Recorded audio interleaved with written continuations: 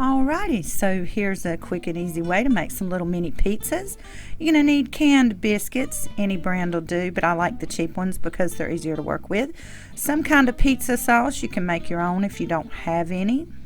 And you're going to need some cheese. This just happened to be what I had on hand, so I used it, and it's actually really delicious on the pizza. And then you're going to need some Parmesan cheese if you prefer. That's totally up to you. Also, you're going to need some ingredients, some toppings. I chose onions, and I had some pepperoni and some ham.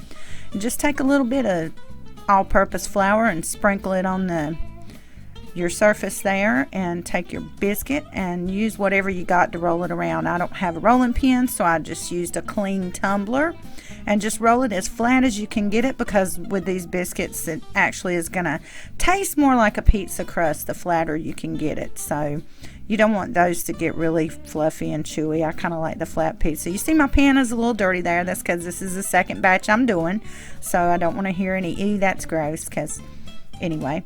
So you're going to start off with your pizza sauce, and then I sprinkled a little bit of Parmesan on mine, and then I put the cheese on top, and then I started putting the toppings on there.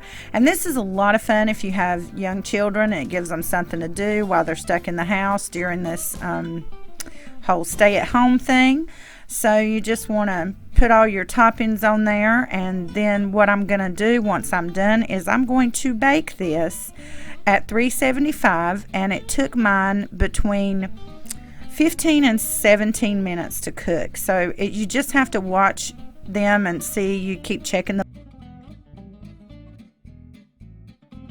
Alrighty, so there you have it. There's my finished results, and I gotta say, that made the house smell so good, and they are delicious.